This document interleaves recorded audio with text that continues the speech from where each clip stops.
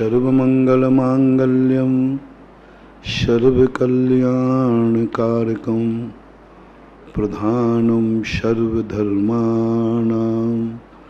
जैनं जयतु शासनं जैनं जयतु शासनं जैनं जयतु शासनं। पंच परमेष्टि भगवान की जय हो। आचार्य श्री गुरुवर कुंद कुंद महाराज की जय हो। आचार्य श्री गुरुवर विद्या सागर महाराज की जय। अपन उस विधा को समझने का प्रयास कर रहे हैं जिस विधा को हमने आज तक नहीं समझा। हम वह कार्य करने की रमन में सोच रहे हैं जो हमने आज तक नहीं किया।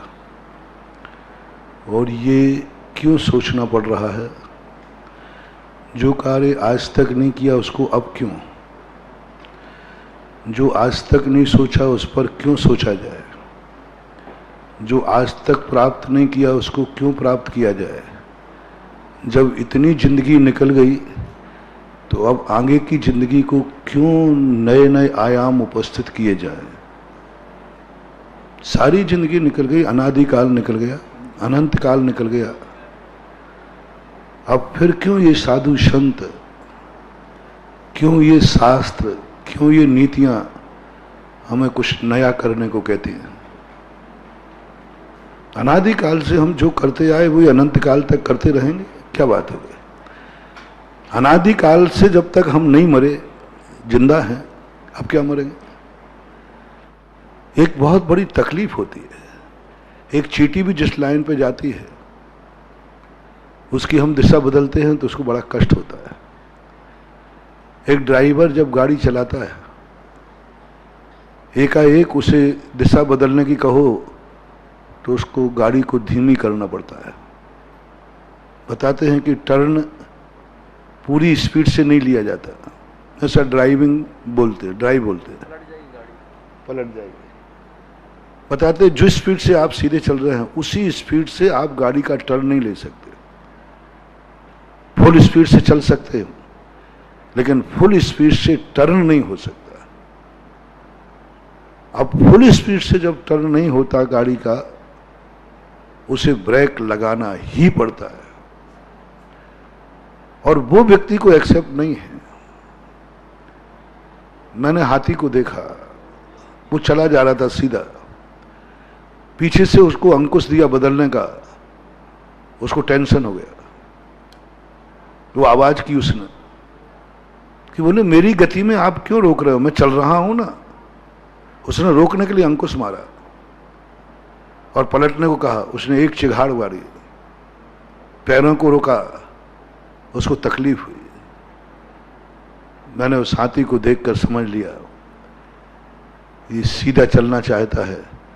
जैसा तुम मैं चल रहा था वैसा ही चलने दो, आप टर्न क्यों लेना चाहते मेरे? बस बंधु, यही स्थिति हमारी और आपकी सबकी है। हमारे मन की यही है, अपने इंद्रियों की यही है, अपने विचारों की यही है। हम जिस ढर्रे से चल रहे हैं हमें चलने दो, तो क्यों रोका जा रहा है? हम अनादि काल से हमें भूख लगी, हमने रोटी खाई है, जो खाना खाया है, क्यों रोका जा रहा है अब ये नहीं खाना? जैसे जैसे बड़े होते जा रहे, जैसे जैसे उच्च कुल में जाते जा रहे, जैसे जैसे धर्मात्माओं की संगति कर रहे हैं, हमारे लिए लीक से हटने की बात कर रहे हैं। हमारी थाली जैसी व्यक्ति पे आक्षेप कर रहे हैं। बोलो कहां तक सहन करे व्यक्ति? पीने पे आक्षेप कर दिया। जब प्यास लगती थी, कुछ भी पिलाता था, उन्होंने आक्षेप कर दिया कि नहीं, छान के पियो। क्यों? अनादि काल से हमने बिना छना पानी पिया और जिंदगी चल रही है, अब छान के क्यों? क्यों ये नया ढर्रा लाया जा रहा है? भोजन अनादि काल से जब जो चाहे था मिलता है, खाता है, मिट्टी भी खाई, मन चढ़े से खाया, कितना अच्छा लगता है व्यक्ति को। उसको जब बालक को छूट दे दी जाए कि तुझे जो खाना है खाओ, वो कहता वाह मुझे ये है राज्य, ये है स्वतंत्रता। लेकिन जैसे जैसे बड़े होते गए, जैसे जैसे अच्छे लोगों की संगति में आए, उन्होंने मेरी खाने पे पाबंदी लगा दी। हम त्रियंशों में थे, पाबंदी नहीं थी, कोई पाबंदी नहीं थी त्रियंशों में, सब तरफ की छूट थी, जो खाना जो जब खाओ, जो खाना पियो करो। मनुष्य क्या बन गए, आफत हो गई। और मनुष्यों में जैन कुल में और जन्म गए, और जैन कुल में महाराज के चक्कर में और पड़ गए माता पिता सब, और उसमें सुधा सागर के चक्कर में और पड़ गए। नहीं, हम तो कम कर दे भैया, हम तो कम कर दे, हाँ थोड़ा कम कर दे। लेकिन फिर भी है, ऐसी बात नहीं कि हमारा निषेध भी नहीं है। पाबंदी पर पाबंदी, खाने पे पाबंदी लगा दी। मनुष्य में आए सो पाबंदी, मनुष्य में जैन कुल में आए, अरे माँ बाप क्या मिले, हमें आफत का घर मिल गए। हर चीज पे माँ बाप पाबंद, ये नहीं खाओगे, ये नहीं खाओगे, ये नहीं बनेगा, ये नहीं आएगा, नाटक है। और महाराज के पास जाओ तो बस भाई, क्यों तो ये तो नहीं खाता, ये अभक्ष तो नहीं खाता, क्यों? हमारा अनुभव है अनादिकाल से, मैं कुछ भी खाकर जी रहा हूं, अब क्यों हमारी भोजन की थाली पर इंटरफियर किया जा रहा है, क्यों हस्तक्षेप किया जा रहा है, क्यों रोका जा रहा है, क्यों कानून लगाया जा रहा है? कानून किसी को पसंद नहीं होता। कानून किसी को पसंद है तो दूसरों के लिए, अपने लिए कोई कानून नहीं। दूसरों के लिए कानून बहुत पसंद आता है। कानून होना चाहिए किसके लिए? मुझे छोड़कर सबके लिए। बस जैसे मैंने कल या परसों कहा था ना, हर व्यक्ति अच्छा चाहता है, हर व्यक्ति अच्छा हो, भगवान भी अच्छा, गुरु भी अच्छा, सब अच्छी हो, महाराज मुझे छोड़ करके बाकी सब अच्छे हो। सारी दुनिया ईमानदार हो, बस मैं बेईमान, मेरे ऊपर कानून लागू मत करना। सारी दुनिया ईमानदार होना चाहिए बाकायदा, मेरे को छोड़कर। ये हर व्यक्ति की टेंडेंसी है, कोई एक की नहीं। हर व्यक्ति कानून, किसी से पूछो ये पुलिस अच्छी है कि नहीं, बोले बहुत अच्छी है, लेकिन जब स्वयं अपराध कर दें तो उसी पुलिस को कितनी बुरी लगती है। बोले ये चुंगी चौकियां बनना चाहिए कि नहीं, बोले बनना चाहिए, लेकिन जब स्वयं की गाड़ी 2 नंबर की आ रही हो तो ऐसे लगता है आग लगा दो इस चौकी में। यानी एक सबसे बड़ा वीक पॉइंट हर व्यक्ति का पड़ा है, हर अच्छाई वो दूसरे में देखना चाहता है, हर अच्छाई दूसरे में। और मैंने विषय से 2 दिन पूरा समझाया, हर अच्छाई, जितनी अच्छाइयां हैं सब दूसरे में देखना चाहता है, स्वयं में नहीं। मैंने एक दिन उदाहरण दिया था जैनी का, आपका, अच्छे परिवार का। मैंने पूछा था, हम लोग मुनि बने, अच्छा किया कि बुरा किया? अच्छा किया। अच्छा, अब इसी समय वो ध्यान रखना, अभी तो लॉकडाउन चल रहा तो लोग नहीं है। जब पूरा पंडाल भरा होता, सब विद फैमिली यहां बैठे होते, और मैं पूछता क्या भाई मैंने मुनि बनकर अच्छा किया कि नहीं, मुनि बनना अच्छा है कि नहीं? है, सब कुछ है। पापा जब मुनि बनना अच्छा है तो मुझे क्यों दुनिया के जंगल में, मैं भी मुनि बनता, बैठ चुपचाप बैठ, तो महाराज के लिए। कितने % लोग जो हैं हमें मुनि बनना पसंद करेंगे? हम लोग जैनियों में 100%। महाराज बहुत, आप बहुत धन्य हैं आप, और इतनी प्रशंसा, अरे महाराज आप, महाराज के आप तो चलते फिरते सिद्ध, और क्या मक्खन पालिश होती है, क्या बटरंगबाजी करते हैं आप लोग, क्या गजब की, अरे महाराज आप तो चलते फिरते धन्य हैं आप। पूजाएं देखो आप जब पढ़ते, जयकार देखो जब बोलते, उसमें देखो ये अभी, हाँ हर माँ का बेटा। और वो विजय है कि बैठा है, वो विजय, अरे क्या टाइटल लगाता है। पूजा कम करेगा, टाइटल ज्यादा लगाएगा, आप ये हैं, आप ये हैं, आप ये हैं, बहुत सारे लोग लगाते। एक बार किसी ने पत्र भेजा 108 भीलवाड़ा से, 108 उपाधियां लगा के, अरे मैं बड़ा फूल गया, अरे मैं 108 उपाधि वाला। उन्होंने कहा आप हैं, आप हैं, आप हैं ये। मैंने तुरंत सोचा ये सब बटरबाजी है रे सुधार, तू इनकी बातों में मत आना, नहीं तो ये सुला देंगे तुझे। ये भक्त लोग हैं, ये ऐसी उपाधियां दे डालेंगे, तुम्हें सिद्ध बना देंगे, चलते फिरते सिद्ध हैं, और तू मान मत लेना, नहीं तो कल से सारी मुनिचर्या का पालन भूल जाए।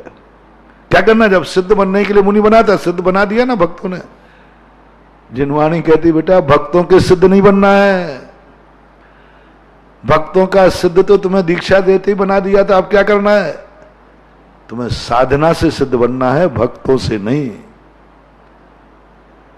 ये देते सब कर दे। लेकिन हर व्यक्ति से पूछता हूं, तुम मुनि को देखकर बड़े खुश होते हो, अवभाग्य मानते हो, समर्थन करते हो। तुम्हारा बेटा जब मुनि बनने को तैयार होता है तो क्यों रो पड़ते हो, क्यों विकल्प आता है, क्यों रोकते हो, क्यों रोकते हो, क्यों मना करते हो कि नहीं बेटा तुझे नहीं बनना। यहां तक कि मैंने तुम लोगों को देखा है, ये मुनि महाराज जब तक अच्छे लग रहे हैं तुम्हें, जब तक इनको देख करके तुम्हारा बेटा मुनि नहीं बनने का भाव कर रहा है। जिस दिन तुम्हें पता चल जाए कि मैं महाराज के पास बेटे को लेके जाता हूं तो ये बेटा कुछ महाराज के साथ कुछ ज्यादा साठगांठ कर रहा है, लगता है मुनि बनने वाला है। हमारे आचार्य संघ में कोई युवा वर्ग जाते हैं और वे 2-4 दिन लौट के नहीं आते तो घर वालों को शक हो जाता है, कोई दाल में काला है, महाराज से सेटिंग चल रही है, पाबंदी लगा दे। हमने शास्त्रों में ऐसे पढ़ा, चौथे काल में सम्यक दृष्टि, मोक्ष के दरवाजे खुले, उस समय मुनि के लिए अच्छा मान दे। हमारे शास्त्रों में एक कथानक आता है, कैसा संसार है, कैसे कानून है, कैसा है जीवन, कोई पसंद नहीं कर रहा है। ऐसा उदाहरण आया, कट्टर मुनि भक्त जिसका पति मुनि है, मुनियों के कट्टर भक्तन मां है। जैसे उसे पता चला, मुनियों के अच्छा मानती थी, मुनियों को सिद्ध कहती थी, सब मुनि महाराज हैं, परमेष्टि है, परमेष्टि परम ज्योति विरागो विमलाकृति, ऐसा कुछ आया ना। हाँ, परमेष्टि है, परम ज्योति है, विरागो विमलाकृति। हाँ, ऐसे अरहंत वाले, अपन भी कम, कोई अरहंत से कम है क्या? सब सही है, सब सही था। कब तक सही था? जब तक उसका बेटा मुनि नहीं बन रहा था। यानी मुनि, दूसरा बेटा मुनि बनता है दूसरे का तो मुनि पना बहुत अच्छा है, और स्वयं का बेटा बनता है तो बिल्ली कब तक शांत बैठी है। एक बार एक बिल्ली के लिए महाराज से कहा, बोले महाराज हमारे घर में एक बिल्ली बड़ी शांत है। बोले कैसे शांत? बोले मैं उसके सिर पर दीपक रख देता हूं, स्वाध्याय कर लेता हूं, वो कुछ भी नहीं करती, बहुत सीधी सादी है। महाराज ने कहा बिल्ली और सीधी? उन्होंने कहा ठीक, ऐसी बिल्ली को दिखाओ। महाराज ने एक श्रावक से एक चूहा मंगवा लिया था, नकली था, असली नहीं था, प्लास्टिक का, और मंगा करके कहा हमें दिखाओ, रख दिया। बोले देखो महाराज जी अब आप 1 घंटे तक आप प्रवचन कीजिए, वाचना कीजिए, ये हिलेगी भी नहीं। और वो वस्तुता नहीं हिली, और प्लानिंग के अनुसार वो प्लास्टिक का चूहा फेंक दिया। और जैसे प्लास्टिक का चूहा फेंका, चूहे को देखकर बिल्ली का मन ऐसे मचलता है, उसने दीपक फेंका एक तरफ और चूहे को पकड़ लिया। ये कोई बिल्ली चूहे की कहानी है कि हमारी और तुम्हारी कहानी है? अपने मन की कहानी है। थोड़ा फर्क है। एक छोटी सी कहानी है, एक छोटा सा कहाना है, एक बिल्ली का एक कहानी है, छोटी सी है, लेकिन देखा जाए तो ये सारे संसार की कहानी है, सारे संसार के मन की कहानी है। ये मन कब तक है? जब तक निमित्त नहीं है। निमित्त मिलते ही चूहे पे झपट पड़ता है मन। एक कैसे निमित्त दुश्मन आ जाए, अपन बिल्कुल कहते हम तो महाराज बिल्कुल शांत पड़ा में, अपन को तुम्हारा राग द्वेष है ही नहीं। हर व्यक्ति यही बोलता है, पर देखो अपन को तो कोई राग द्वेष नहीं, कोई देश में तो अपन को होते ही नहीं, अपन राग द्वेष अपन तो। और उसी समय सामने से दुश्मन आ जाए, मन रूपी बिल्ली झपट पड़ेगी, ये आ गया, और उसका सम्मान और हो जाए, उसकी प्रशंसा और हो जाए, आग लग जाएगी, इतनी जलन होगी, इतनी जलन होगी कि अल्सर हो जाएगा। हाँ, जो अंदर जलते रहते हैं ना ज्यादा, इनको जीवन के अंत तक अल्सर हो जाता है। क्योंकि जब व्यक्ति जलता है ना तो एक स्राव होता है एसिड, वो अल्सर कर देता है। जब तक हम समता में अपना व्यक्ति आ जाए जिससे हमें राग है, हम पता नहीं कितने परिणाम कर डालेंगे। ये हया, इसका सम्मान होना चाहिए, ये हया है, अपना है। बंधु बहुत कठिन है। ये मन रूपी बिल्ली जब तक शांत है जब तक चूहा नहीं है। इसलिए हमारे जैनाचार्यों ने कहा, यदि तुम मन को बैरागी रखना चाहते हो, ज्यादा हैकड़ी मत करना, निमित्तों से हट जाओ। मत अहंकार करना कि मेरी बिल्ली शांत है, मत अहंकार करना कि मेरा मन शांत है, मेरे मन में कोई राग द्वेष नहीं होते हैं। चूहा नहीं है जब तक नहीं है, चूहा नहीं होते। कर सकते अपन अहंकार कर सकते, करते, कई लोग करते। महाराज मुझे कोई राग द्वेष नहीं होता। कई पंडित लोग कहते महाराज हम तो जल से भिन्न कमल है, जल से भिन्न कमल है। ये कपड़ा है ना महाराज, ये कपड़ा तो शास्त्र का पलासना है, पलासना, अचार। जैसे शास्त्र की सुरक्षा की जाती ना, ऐसे ही चेतन आत्मा इस शरीर में बैठा हुआ है, इसलिए कपड़ा तो एक पलासना है, हमें इसकी कोई मूर्छा नहीं है। अच्छा, न धन दौलत से मुझे कोई मूर्छा है। उसी समय के जेब में थोड़ा हाथ डाल के देखना, ऐसा झापड़ मारेंगे, बहुत कठिन मानो। थोड़ा प्रैक्टिकल करो, थ्योरियां बहुत हो गई, कुछ जिया करो रे। इस शास्त्रों की कहानियां, शास्त्रों में लटी लटाई बातों को कभी प्रैक्टिकल करो, जिंदगी में आत्मा की पर्याय बनाओ। शास्त्रों की पर्याय बनाने से कभी कल्याण नहीं होगा। पाठो न करे द्विगुणम सब्बाग मधुरो भी, पूरे आगम का ज्ञान होने वाला भी मिथ्या दृष्टि है, अभव्य है। पूरे आगम का ज्ञान होगा, देवता, नौवें ग्रेवक का देवता, कुछ नहीं होने वाला। पाठो न करे गुणम, थोड़ा पढ़ो, आत्मा की पर्याय बनाओ, प्रैक्टिकल करो, प्रैक्टिकल करो। क्या सही में हम वीतरागी हो गए? क्या सही में वीतरागी हो गए? अपने व्यक्ति को पिटते देख सकोगे? क्या सही में वीतरागी हो गए? दुश्मन को पिटने से बचाने का प्रयास करोगे कि खुश होगे?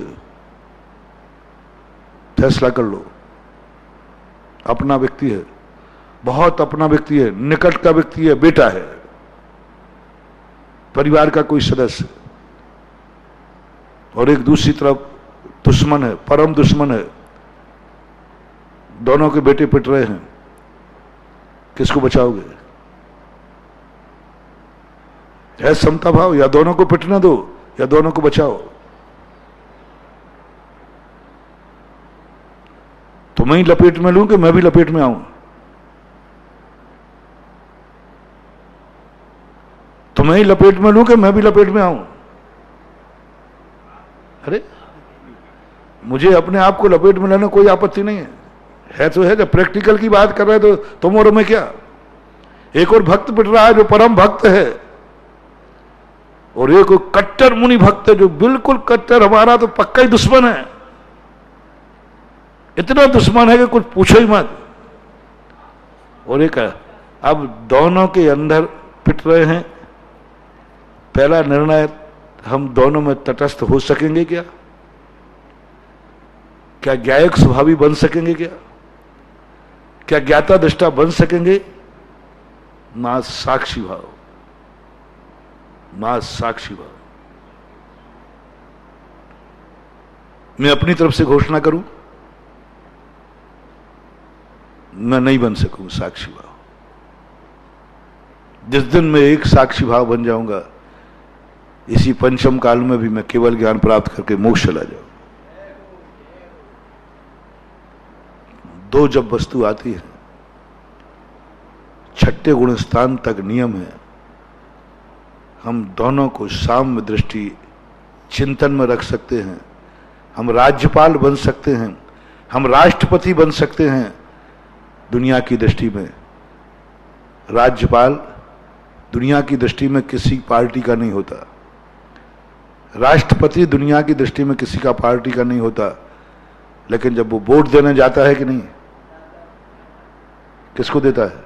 सबको, सब पे ठोक के आता होगा, नहीं आई हम राज्यपाल, हम तो राज्यपाल हैं, हम तो राष्ट्रपति, अपन कोई पार्टी नहीं, अपन तो सब पार्टी बराबर है।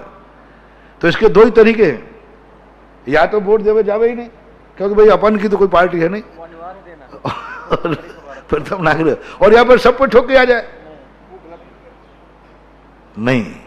लेकिन दुनिया की दृष्टि में क्या है? कानून में राज्यपाल, राष्ट्रपति, उपराष्ट्रपति, उपराज्यपाल एक किसी पार्टी के नहीं होंगे, कोई पार्टी खड़ा नहीं करेगी इनको। चलता है, 2 नंबर पार्टी के होते हैं कानून। लेकिन जब वो वोट डालने जाता है कमरे के अंदर, तब किसी एक पार्टी को वोट देता है कि सबको देता है? भाई बोल भाई, एक को देता है ना। क्यों? ऐसे ही मैं भी शायद तुम्हारी दृष्टि में राज्यपाल हूं, तुम्हारी दृष्टि में राष्ट्रपति हूं, कानून में राष्ट्रपति हूं, क्षमता परिणामी हूं, शत्रु मुझसे कोई भेद नहीं है। लेकिन अंदर जो खलबली चल रही है, अंदर की बात है, अंदर जो चल रही, मेरा भगत पिट रहा है, मेरा भगत मर रहा है, ये मगध मर जाएगा।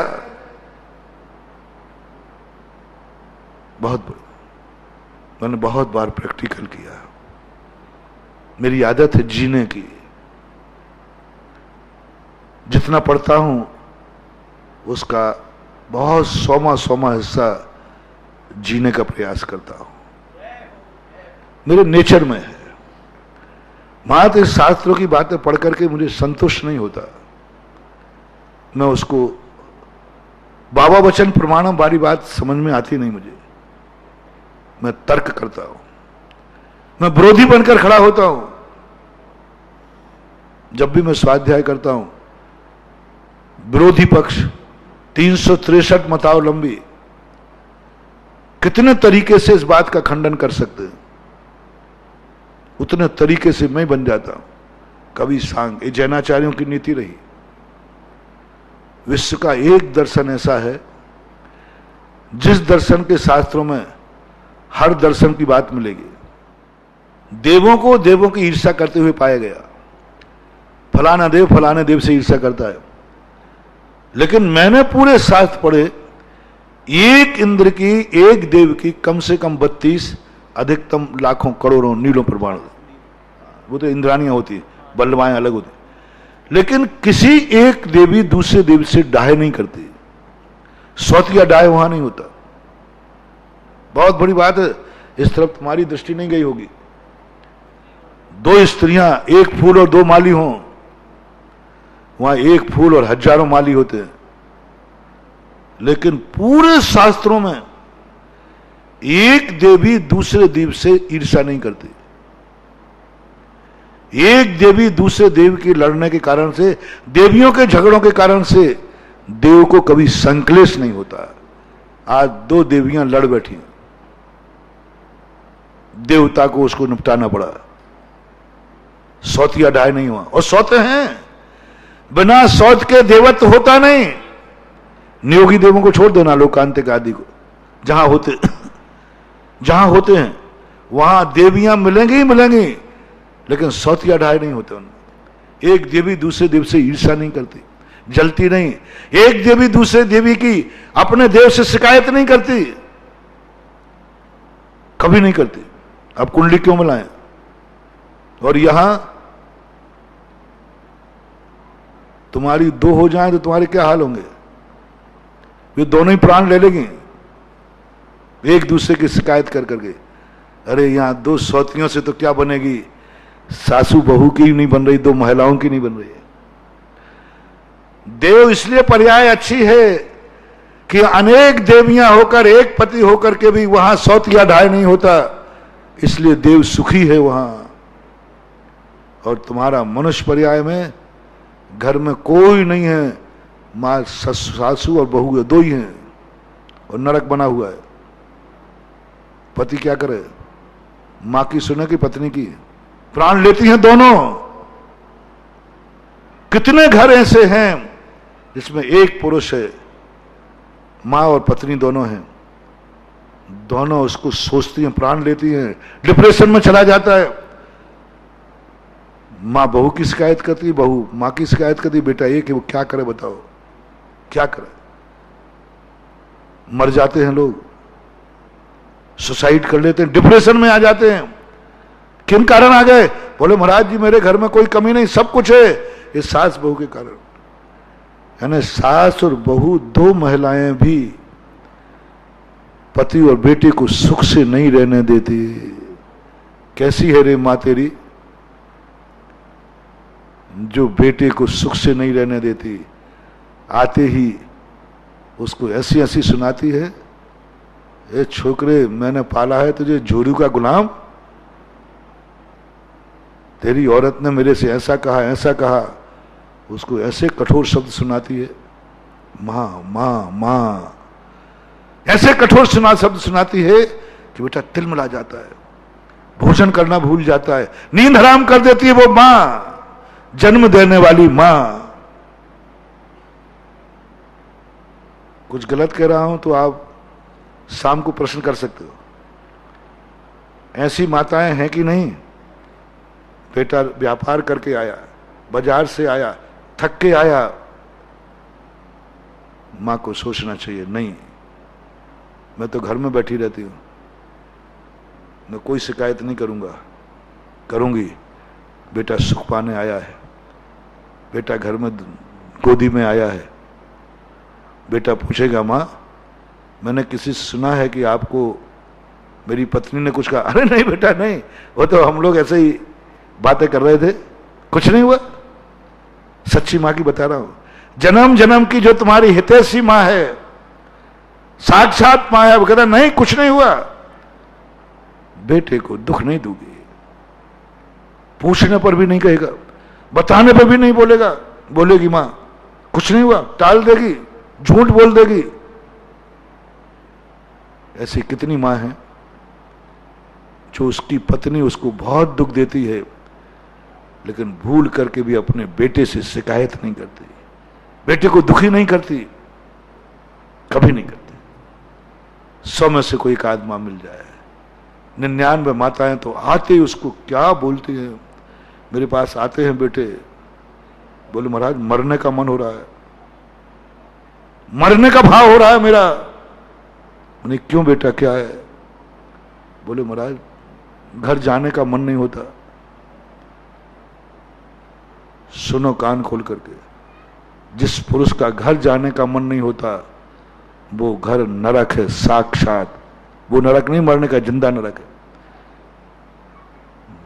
स्वर्ग वो कहलाता है जहां पर व्यक्ति घर में ज्यादा रहना पसंद करता है, भागता है बाजार से, क्योंकि घर में शांति है, घर में माँ है, पत्नी है, बच्चे, बड़ा सुकून है घर में, भागता है। और ऐसे घर लोग देखे मैंने जो जितना ज्यादा समय बाहर बिताना चाहे बिताते हैं, बहुत रात में जाते, बोले क्यों? जितनी देर बाहर रहूंगा महाराज इतनी शांति है। मैंने किसकी अशांति? बोले पहले तो मां प्राण खाती है। क्या सुनाती है मां? बहुत। मेरा माताओं से कहना है तुम उस बेटे की मां नहीं हो, बैरन हो, बैरन बैरन। जो मां अपने बाजार से बेटे के आते ही घर में सास बहू के झगड़े की कहानी सुनाती है, टॉर्चर करती है, उसके लिए आज से मैं कह रहा हूं वो मां नहीं है, उस बेटे की बैरन है जो बेटे को टॉर्चर कर रही है। सच्ची मां मर जाएगी लेकिन अपनी किसी बात से बेटे को दुख नहीं पहुंचाएगी। मैंने कही माई का दुख है कि अरे महाराज पत्नी तो और भगवान मालिक है, वो तो धमकी देती है आप अपनी मां को संभाल लो नहीं तो पीहर चली जाऊंगी, तलाक दे दूंगी, डाइवर्स ले लूंगी, और तुम्हारे लिए ध्यान रखना बेटा। ऐसी धमकी देते हैं तुम मां बेटे को जेल भेजूंगी, दहेज का केस लगाऊंगी, दहेज का, और मारने का केस लगाऊंगी। ये घटनाएं हुई हैं, प्रैक्टिकल बता रहा हूं। पति को बोल रही है पत्नी, संभाल लो अपनी मां को। बोला जी क्या करूं बताओ, पत्नी का पक्ष लूं कि मां का पक्ष लूं? सच्ची नारी, सच्ची पत्नी, ये तुम्हारी पत्नी नहीं है, पूर्व जन्म की बैरन है। सुनो रे सारे लोग, जोड़ियों के गुलाम सुनो। जब जब तुम घर में जाओ और तुम्हारी पत्नी घर में हुई लड़ाइयों को, घर में हुई राग द्वेष की तुम्हें कहानी सुनाने लग जाए, तुम्हारे कान में कहने लग जाए, आज मेरे साथ तुम्हारी माँ ने ऐसा कहा, ऐसा किया, तुम्हारी बहन ने ऐसा कहा, हमारी इसने ये कहा, सुनाने लग जाए, तो डायरी में नोट कर लेना, ये पत्नी नहीं आई है, पूर्व जन्म की बैरन आई है, जो तुम्हें सुख देने की अपेक्षा दुख दे रही है। पत्नी सुख के लिए होती है, वो दुख दे रही, तो ऐसे टॉर्चर करती है, मां से अलग कर देती है। जो स्त्री तुम्हें मां से अलग कर दे, तो तुम्हारे सुख, बहुत सारे लोग घर में नहीं जाते, पत्नी के दुख से कलह करेगी, ये बात भी नहीं करना चाहते, फोन भी नहीं करना चाहते, अभी फोन उठाएंगे उस पर बकेगी, वो क्लेश कर देगी, धंधा करूं कि पत्नी को निपटाऊं।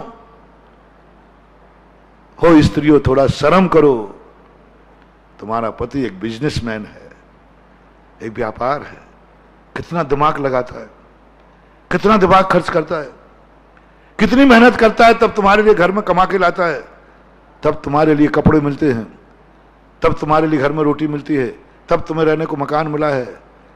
कम से कम एक नियम ले लो, मैं मर जाऊंगी लेकिन मैं पति घर आते ही कोई शिकायत नहीं करूंगी, जिसके कारण उनको दुख हो जाए, इनकी आत्मा में क्लेश हो जाए, कुछ भी मैं अत्याचार सहन कर लूंगी, मरूंगी और क्या करूंगी। समझ लेना वो पत्नी नहीं है, तुम्हारी पूर्व जन्म की हितैषणी है। सारे संसार के लोगों को मैंने थर्मामीटर दे दिया, किसकी पत्नी पूर्व जन्म की बैरन है, किसकी मां पूर्व जन्म की बैरन है, और कौन सी बहन तुम्हारी बैरन है।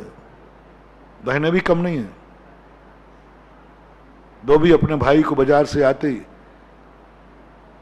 उनकी भाभी कहलानी आने, उसके संबंध में शिकायतों से भर देती है, भाई को तीख पर चढ़ाती है, वो बैरन है, बहन नहीं है। ये फार्मूला आज सारी दुनिया के लोग अपने अपने घरों में अपना लें, महिलाएं भी और पुरुष भी। माताओं से सबसे पहला कहना है, यदि तुम बेटे की बैरन हो तो तुम जो कर रही हो करो, और बेटे की हितैषणी हो तो एक नियम ले लो, बेटा घर में आएगा, हम आपसी के झगड़े की कोई चर्चा नहीं करेंगे, हम बहू की कोई शिकायत नहीं करेंगे, कैसी भी है घर की बात हम घर में निपटेंगे, बेटे को दुखी नहीं करेंगे। माताओं, बहुत अच्छी तरह से आपसे निवेदन है, घर को स्वर्ग बनाओ। मैं अपने भक्तों की माताओं से कहना चाह रहा, मैं अपनी भक्तन माता से कहना चाहता हूं जो मेरी भक्तन है, आज ये नियम ले लो कायस्वर करके, हम बेटे को कभी टॉर्चर नहीं करेंगे, कोई उसकी पत्नी की शिकायत नहीं करेंगे। कभी करना पड़े तो बड़े वात्सल भाव से, हितैष भाव से देखकर करना, कोई टेंशन तो नहीं हो जाएगा। ऐसे ही पत्नियों से मेरा कहना है, क्यों बैरन बनती हो, क्यों बैरन बनती हो? अग्नि की साक्षी पूर्वक तुमने ग्रहण किया है, क्यों बैरन बनती हो? उसको सुख नहीं दे सकती, दुख देने का अधिकार नहीं। हर बात पर टॉर्चर, एक दिन नहीं निकल पाता, 2 दिन 4 दिन 8 दिन निकलते हैं, फिर कोई ना कोई झगड़ा। मियां बीवी में जिस दिन झगड़ा हो वो 7वां नरक है, भाई भाई में झगड़ा हो वो 6वां नरक है, नहीं बाप बेटे में झगड़ा हो तो वो 6वां नरक है, भाई बहन भाई भाई में झगड़ा हो वो 5वां नरक है, और यदि मान लीजिए आपका झगड़ा परिवार में रिश्तेदारों से है तो 4था नरक, पड़ोसी से झगड़ा है तो 3रा नरक, और दोस्त यारों में झगड़ा हो रहा है तो 2रा नरक, और अपने आप से दुखी हो तो पहला नरक। ये 7 नरक मैंने दे दिया आपको। क्या बात, बेटा और मां बाप लड़ रहे हैं, बेटा मां से दुखी, मां बेटे से दुखी, साथ में नरक नहीं तो और क्या है। मियां बीवी लड़ रहे हैं, दोनों एक दूसरे को दिखे, छठवां नरक नहीं तो और क्या है। अरे वो नरक तो कुदरत ने बनाया है, ये नरक तो तुमने खुद बनाया है। वो नरक जो 7 नरक है वे तो कुदरत ने बनाए, अपन क्या कर सकते। ये नरक तो तुमने खुद बनाया है, और उस नरक जाने वाले की अपेक्षा खुद के घर को नरक बनाने वाला सबसे बड़ा पापी होता है। उसे 2 नरक भोगना पड़ेंगे, ये तो नरक भोग ही रहा, वो जाएगा। अपने घर को पाप नरक बंद बनाओ, एक दूसरे के नारकी बंद बनो। नारकी किसे बोलते हैं? परस्परो दीरित दुखा। एक सूत्र दिया पूज्य उमा स्वामी महाराज ने, परस्परो दीरित दुखा। एक दूसरे को दुख देते हैं। ओहो, कितना बड़ा सिद्धांत है, लगा लो घर में। एक दूसरे को दुख दे रहे, दुश्मन नहीं, परस्परो दीरित दुखा। परस्पर में जो संबंध है, मां बेटे का संबंध, एक दूसरे को दुखी दे रहे हैं, नरक है। पति पत्नी संबंध एक दूसरे को दुख दे रहे हैं, भाई भाई का संबंध एक दूसरे को दुख दे रहे हैं, गुरु शिष्य का संबंध एक दूसरे को दुख दे रहे हैं, अड़ोसी पड़ोसी का संबंध दुखी दे रहे हैं, 2 मित्रों का संबंध दुखी दे रहे हैं।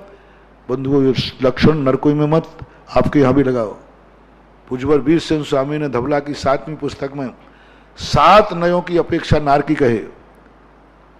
ये नारकी कौन है? भावी विज्ञापन नय की अपेक्षा। भाई भाई पति पत्नी लड़ रहे हैं, मां बेटे लड़ रहे हैं, तो ये भावी नयगम नय की अपेक्षा आज ही नारकी है, इनको नारकी कहो। धवला पुस्तक 7 का प्रमाण दे रहा हूं। वर्तमान में वो लड़ रहा है परस्पर में, दुश्मन से नहीं। दुश्मन से लड़ने वाले को नारकी नहीं कहा। परस्पर के जो संबंध है, मां बेटे के, पति पत्नी के जो संबंध, अच्छे संबंध माने, ये परस्पर में लड़ रहे हैं, परस्पर में एक दूसरे का अविश्वास कर रहे हैं, एक दूसरे को रुला रहे हैं, उनके लिए धवला पुस्तक में कहा अभी वो नरक गए नहीं हैं, लेकिन ऐसा करते पाए जाए तो नारकी है। 7 और नए घटाए उन्होंने नरकों में। भूत भावी नय की अपेक्षा यह नारकी है। सुनो रे सारे संसार के नारकियों, मनुष्य गति के नारकियों, अपने घर को नरक मत बनाओ। वो स्वर्ग इसलिए स्वर्ग है, वहां कभी एक दूसरा अपना अपनों को दुख नहीं देता। आहा, परायों को देता है, लेकिन अपना अपनों को दुख नहीं देता। कोई भी हजारों देवियां देव को कभी लांछन नहीं लगाती, एक देवी दूसरे देव को कभी उल्हाना नहीं देती। ये स्वर्ग है। मैं बहुत सोचता हूं स्वर्गों की उपमाएं क्यों दी जाती। अरे इसका घर तो स्वर्ग है, तो मैंने कहा चलो स्वर्ग खोजते। स्वर्गों को खोजा तो मैंने कहा हाँ, सबसे बड़ा स्वर्ग, सबसे बड़ा स्वर्ग कौन सा है? जहां अपने संबंध, अपनों को कभी दुख देने का भाव नहीं करते। ये अपना विषय बहुत आगे फैल गया।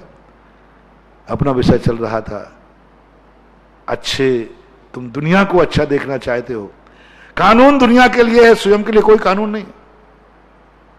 मुनि की बात चल रही थी, समय आपका, हाँ, दुनिया की बात चल रही थी, अपने जीवन की मुनि बनने की बात चल रही थी। अपन बहुत थोड़ा सा साइड में चले गए, लेकिन बहुत मार्मिक बात आई आज। आज सब व्यक्तियों को प्रतिज्ञा करना है, या तो किसी को अपना बनाना मत बनाओ अपना, क्योंकि तुम किसी को सुख नहीं दे पाओगे।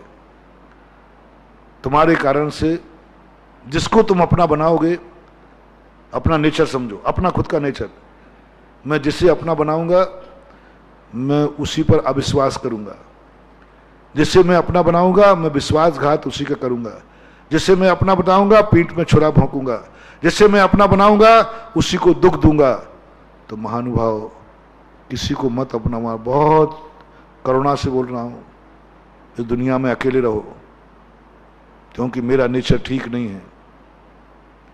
मैं जिसको अपना बनाता हूं उसी का घात करता हूं। मैं जिसको खिलाता पिलाता हूं उसी की गर्दन काटता हूं। लोग होते हैं एक जानवर को खूब खिलाते पिलाते हैं और एक दिन उसकी गर्दन काट देते हैं। पहले खूब खिलाएंगे पिलाएंगे।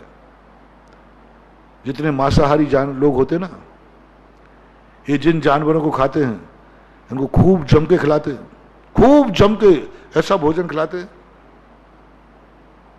ऐसा खिलाते हैं, खूब मांस बढ़ाते हैं उसका, खूब मोटा ताजा करते हैं। तो वो क्या समझता है मुर्गा, वो क्या समझती है मछली, वो क्या समझता है हिरण, वो क्या समझता है बकरा, ये मेरा मालिक है, वो मुझे कितना खिलाता है। मछली को खिलाते दाना, बहुत मोटी करते हैं, मछली समझती हो क्या मालिक है मेरा, कितना खिलाता है, और जैसे मछली पूर्ण मस्त हो जाती है पकड़ के मार डालता है। मुर्गे को दाना खिलाते बड़ा बड़ा, बहुत अच्छा बढ़िया, अंत में काट देते। बकरे को खूब खिलाएंगे, मोटा ताजा करेंगे, एक दिन गर्दन काट देंगे। ऐसे नेचर वाली दुनिया में हैं। कहीं यह नेचर आपका तो नहीं है? मैंने नेचर बता दिया और आपसे सपोर्ट चाहता हूं। मांस खाने वाले मुर्गे को मस्त करके काटेंगे कि दुबले पत्ते में काटेंगे? उसको पहले खिला पिला के मस्त कर दे। मछलियों को मारेंगे तो छोटी सी मछली मार देते कि बड़ी करने के बाद मारते हैं? खूब दाना लगाएंगे मछलियों का, खूब दाना, जिससे उसका शरीर मस्त हो जाए। बकरे को पहले खूब खिलाते हैं, मस्त कर लेते हैं, और बकरा, मछली, मुर्गे नहीं समझ पाते बेचारे कि मुझे किस लिए खिलाया जा रहा है, और वो उसको एक दिन गर्दन काट देते हैं। ये आपको भी मालूम है, पर मैं बकरे और मुर्गे की बात नहीं कर रहा हूं, मैं तुम्हारे खुद की बात कर रहा हूं। काश तुम भी तो ऐसे नहीं हो कि किसी से प्यार कर रहे हो, कल उसी की गर्दन काट दोगे। किसी को अपना बना रहे हो, अपना बना के उसका नाश कर दोगे। दुनिया में कितने लोग हैं जो दुनिया का बन करके उसका नाश कर देते। शकुनी मामा अपना बन के, राजनीति में है, अपना बना के मिटा दो। बताते हैं कि भिंडर के पास एक गांव था, सब कोई राजा थे, उन्होंने दुश्मन को मारने के लिए क्या करें, बलवान राजा था, क्या करें, उसके राज्य में प्रवेश भी नहीं था, अपनी बेटी थी, राजा को दे दी, राजा बन गया वो। अब तो रिश्तेदार बन गए, कुंवर साहब बन गए, और जैसे बुला करके अपने घर में कुंवर साहब आए, मार डाला। पूछा किसको मारा? कुंवर साहब को मारा? बेटी के पति को मारा? नहीं, दुश्मन की राजगद्दी के राजा को मारा। बेटी दे दी उस राजा को मारने के लिए। तो दुनिया में ऐसे बहुत सारे लोग हैं जो मैंने आस्तीन का सांप कहा था। बामी के सांप से तो खतरनाक आस्तीन का सांप है। बामी के सांप को तो काट डालोगे, मार डालोगे, प्राण ले लोगे, ले सकते हो। आस्तीन सांप बन जाए तो मैंने कहा था ना, अब काटो भुजा कट जाएगी। आस्तीन कैसे बोलते हाथ को, यही सांप बन गया। अब इस पर तलवार चलाओ, भुजा कट जाएगी। मारो राजा को, बेटी विधवा हो जाएगी, बेटी विधवा हो जाएगी। एक बेटी को विधवा करके राजा को मारा, हाथ काट करके आस्तीन के सांप को मारा। क्या मारा? इसलिए मेरा बहुत अच्छी तरह से निवेदन है, अपना नेचर समझो। हम किसी के साथ विश्वासघात तो नहीं करेंगे, हम किसी को पृष्ठघात तो नहीं करेंगे। हम जिससे संबंध बनाएंगे मर जाएंगे, लेकिन हम अपने कारण से उसको दुख नहीं देंगे। यदि दुख देने की संभावना हो, अपने नेचर की महानुभाव मत बनाओ संबंध। अकेले रहो दुनिया में, जियो अकेले, मरो अकेले, कोई संबंध नहीं मेरा। मैं किसी से संबंध नहीं बनाता, क्योंकि मेरा नेचर मैं खुद जानता हूं। और संबंध बनाना ही है तो आज जो मैंने बात कही, एक नियम लेके संबंध बनाना, माँ बेटे का संबंध बनाना, दोनों नियम कर लेना। मैं कभी एक दूसरे को मन से, वचन से, काय से दुखी नहीं करूंगा। मुझे मरना होगा तो मर जाऊंगा, लेकिन दुखी नहीं करूंगा। शादी मत करो, मत करो, कर ली है तो बस एक नियम करो, हम कभी अपने कारण से सामने वाले को दुख नहीं देंगे। भाई मत बनाओ, दुख मत दो। दोस्त मत बनाओ, दुख मत दो। गुरु शिष्य मत बनो, करो नियम, गुरु और शिष्य दोनों।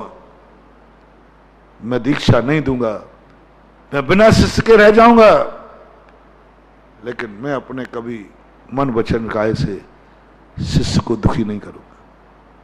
शिष्य से मेरा कहना है, मत लो दीक्षा, मत बनाओ गुरु, बनाने के पहले एक नियम ले लो, मुझे मरना पड़े, कितनी कष्ट उठाना पड़े, मैं कभी ऐसा कार्य, ऐसा वचन, ऐसी वाणी नहीं बोलूंगा जिससे मेरे कारण गुरु को दुख हो जाए। मरना पड़े तो मर जाना, मेरे कारण से गुरु की आत्मा को दुख होवे मत करना। बिना गुरु के मर जाना, बिना गुरु के मर जाना का करें, लेकिन तुम्हारे कारण से गुरु को दुख ना हो जाए। तुम्हारे कारण गुरु के साथ विश्वासघात मत करना। इसलिए नीति लिखी ना, गुरु से कपट, मित्र से चोरी, या हो निर्धन या हो कोड़ी। गुरु का अर्थ मात्र गुरु ही नहीं रहना, गुरु यानी भारी, जो अपन से बड़े हैं, जो अपन से बड़े, उनसे कपट मत करना। और दूसरा क्या कहा, मित्र। मित्र का अर्थ क्या है, अपने बराबरी वाले। इस सूत्र का अर्थ समझना। गुरु का अर्थ जो हमारे गार्जियन है, जो हमसे बड़े हैं, जो हमारे उपकारी हैं, जो हमारे आदर्श है, जो हमारे पूज्य, उनसे कपट नहीं करना। वो जिस क्षेत्र में भी हो आप लगा लेना, परमार्थ में भी, संसार में भी, उनसे कपट नहीं करना। आप ग्रस्त में हैं, आप कपट नहीं करना माता पिता से, जो बड़े हैं वही गुरु हैं, आप उपलक्षण है। और मित्र, मित्र का अर्थ क्या, अपने बराबरी वालों से, जो आपके बराबरी वाले, उनसे कपट नहीं करना। तो मैंने कहा एक और कह देते, अपने छोटों से कपट नहीं करना, चलेगा। छोटों से कपट कर लेना, मालिक नौकर से कपट कर ले, नौकर मालिक से नहीं। गुरु शिष्य से कपट कर ले, शिष्य गुरु से नहीं। माँ बाप बेटे के कपट कर सकते हैं, बेटा माँ बाप से नहीं। माँ बाप छुपा सकते हैं कोई वस्तु को, बेटे को नहीं छुपाना है। माँ झूठ बोल सकती बाबा ले गया, लेकिन बेटे को अधिकार नहीं है कि बाबा ले गया मम्मी। हाँ, माँ कह सकती है बेटा वो लड्डू बाबा ले गया, चलेगा। अब बेटा भी कहा, माँ मैं भी कहूंगा बेटा वो 100 का नोट दिया था वो कहां गया, मम्मी बाबा ले गया। अब बेटे ने क्या कह दिया, मम्मी बाबा ले गया, बाबा 100 का, बेटा बाबा बाबा ले गया। बोले ये बाबा कहां से आ गया, बोले मम्मी का बाबा कहां से आ गया। आप दोनों का बाबा है तो हमारा भी बाबा है। अब दोनों में समझना, माँ बाप ने कहा ये लड्डू मांग रहा था, वो ठीक नहीं था, वो बाबा ले गया। ऐसी माताएं बोलती है कि नहीं। अब बेटे ने सीख लिया, शाम को पूछा बेटा वो 100 का नोट कहां गया, बोले पापा बाबा ले गया। अब झापड़ पड़ने वाला है, दूर से बोलना बाबा ले गया। मैं बता दूं कौन सा बाबा ले गया। अरे मम्मी पापा का बाबा हो सकता है, लेकिन बेटे का कोई बाबा नहीं होता, ये कान खोल करके सुन लीजिए। हाँ, बेटे का पापा होता है, बाबा नहीं होता। ये नीतियां हैं, ये नीतियां बहुत मार्मिक हैं। छोटे वाले को छोड़ दिया उन्होंने। मित्र यानी बराबर वाला, गुरु यानी बड़ा। छोटे के साथ कई बार व्यक्ति को क्रोध भी करता है, मान भी करता है, माया भी करता है, लोभ भी करता है, चलता है। तो इन नीतियों के लिए अपन समझें आज की बहुत मार्मिक। और उस प्रसंग को अपन टच करते हुए विराम की तरफ चलते हैं कि कोई भी अच्छाइयां, हम महाराज को भी अच्छा मान रहे हैं, सबको अच्छा मान रहे हैं, लेकिन वो बात जो मैंने कही थी कि मुनि को अच्छा मानती, परम मुनि भक्तन जो आगम में आया है, लेकिन जब पता चला कि मेरा बेटा मुनि को देखते मुनि बन जाएगा, मुनियों का नगर में आना बंद करा दिया। पूरी कहानी नहीं सुना रहा हूं, संक्षेप में। मुनि को भिखारी बना दिया, पागल बना दिया। जो कह रही थी जगत पूज्य है, जो कह रही थी परमेष्ठी है, जो अवभाग मान के हार देती, कैसा है संसार। एक बेटे राजा थे, पति थे, तीन तीन काम, राजा भी, पति भी और महाराज भी, जान रही है, मात्र एक बेटे के मोह के कारण। यानी स्वयं का बेटा जब मुनि बनने लग जाए तो मुनि भिखारी हो गया, स्वयं का बेटा मुनि बनने लग जाए तो मुनि पागल हो गया, स्वयं का बेटा मुनि बनने लग जाए तो नगर में मुनियों का आना बंद कर दिया। कैसा है संसार, अच्छा क्या है, मुझे तो समझ में नहीं आती। इसलिए मैं कहता हूं तुम्हारी ये पूजाएं, तुम्हारी ये भक्तियां का कोई भरोसा नहीं। आज तुम मुनि मान रहे हो, कल भिखारी कह दो। आज तुम आने का श्रीफल चढ़ा रहे हो और कल को नगर में नहीं आने दो। तुम्हारी बारी आ गई ना बेटे की, अब बेटा दीक्षा लेने लगा तो सुकौशल की मां ने क्या किया, आप सुकौशल चरित्र पढ़ लेना। ये बात मैं आज पूरी कहानी नहीं बता रहा हूं, आज सैंपल बता रहा हूं। ऐसा ही मैं बता रहा हूं, हर अच्छाई पे ऐसा ही कर रहे हैं आप लोग, हर अच्छाई को अच्छा कह रहे हैं, लेकिन ये बस समझना कि आप उसे अच्छा भी मान रहे हैं। हर अच्छा जब अच्छा माना जाएगा तब तुम्हारे मन में ये बाजा, उस दिन तुम मुनि व्रत अच्छे माने जाओगे, उस दिन तुम मुनियों के भक्त माने जाओगे, जिस दिन तुम्हारे मन में ये भाव आ जाए, भगवान मैं कब मुनि बनूं, पहला पेपर। दूसरा, हे भगवान मेरा बेटा मुनि बने, मेरी बिटिया आर्का बने, मेरा सारा परिवार मुनि बने। क्यों मेरा बेटा मुनि बने, बेटा मैं उस दिन अपनी मुनि भक्ति सार्थक मानूंगा। है कोई माई का लाल बेटा अपने बेटे से कहे बेटा मैं मुनि भक्त हूं, और गुरुजी ने कहा है कि मुनि भक्ति में वही पास होगा जो मुनि को ही मुनि ना कहे। अच्छा अपना बेटा भी मुनि बनता है तो ऐसे ही नाचे जैसे मुनि को देख के नाचता है। बेटा मेरी भावना है तो भी मेरे महाराज जैसा मुनि बन, हर माँ का बेटा कैसा हो, विद्या सागर जैसा हो, जय हो, बन तू भी बन। कितने के भाव आए, कितने मुनि भक्त हैं जो मुनियों के पूजा करते हैं, लेकिन स्वयं के बेटा मुनि बनने लग जाए तो मुनियों को छोड़ देते। सुकौशल की मां चौथे काल में ऐसे कितने लोग हैं जो कानून बनाते हैं, कानून को अच्छा कहते हैं, और जब स्वयं की जिंदगी में पालन करने की बात आए तो कानून को पैर से कुचल देते हैं, पैर को कुचल देते हैं। यानी हर व्यक्ति दुनिया को अच्छा देखना चाह रहा है। 2 दिन का प्रवचन आज का उसकी भूमिका में था, हर व्यक्ति दुनिया को अच्छा देखना चाह रहा है, बस मैं अच्छा नहीं बनूंगा। पेड़ को भी अच्छा बनाना चाहता है, पेड़ अच्छा बने, लेकिन तुम अच्छे इंसान नहीं बनोगे। यहां तक की बात कि तुम अच्छे भगवान को भी चाहते हो, जो अपने भगवान की चर्चा चल रही थी, उसी की भूमिका थी कल की। कितने लोग हैं भगवान अच्छा चाहते हैं, लेकिन कोई अच्छा भक्त नहीं बनना चाहता। अच्छा भक्त नहीं बनना, भगवान अच्छे सब चाह रहे, सब चाह रहे हैं, बल्कि भगवान से और कह देते हैं मेरे अवगुण न चितारो, प्रभु अपनो व्रत निहारो। भगवान मेरे तो मैं तो जैसा हूं वैसे ही रहूंगा, आप सोच लो, आप अच्छे रहने चाहिए, आप खोटे नहीं रहे। ठीक है आपका सोच गलत नहीं है, लेकिन एक पेपर से पास नहीं होगे ना। मैं ये नहीं कह रहा हूं कि भगवान को अच्छा मत चाहना, ये नहीं कह रहा हूं कि गुरु को अच्छा मत चाहना, ये नहीं कह रहा हूं कि दुनिया को अच्छा मत चाहना। ये एक पेपर है ना, लेकिन एक पेपर से थोड़ी ना पास होंगे। दूसरा पेपर है कि हमें भी अच्छा बनना है। अपन ने बहुत अच्छी चर्चाएं की, पूरे शास्त्रों में पढ़ लिया मेरा भगवान कैसा होना चाहिए, लेकिन अब पढ़ना है शास्त्रों में, मेरे प्रवचनों में भक्त कैसा होना चाहिए, भक्त की अच्छाई क्या है। और जिस मंदिर का, जिस भगवान का भक्त अच्छा हो जाता है, वे भगवान सारे जगत में अतिशयकारी बन जाते हैं। कल की बात, किन किन को चाहते कि हमारे भगवान अतिशयकारी नाम से प्रसिद्ध हो, मेरा मंदिर अतिशयकारी हो, मेरा क्षेत्र अतिशयकारी हो। लो मैं अतिशयकारी की रचा बता रहा हूं। भगवान ने तो हाथ डाल दिए, भगवान ने कह दिया मेरे पास तो 34 अतिशय थे, वो भी मेरे लिए थे, तेरे लिए कोई बना। उन्होंने स्पष्ट नकार दिया। मैंने कि भगवान कुछ चमत्कार करो, हम लोग बड़े दुखी हैं, बड़े परेशान हैं, ये कोरोना परेशान कर रहा है, सब कुछ चौपट कर रहा है, कुछ करो कुछ करो।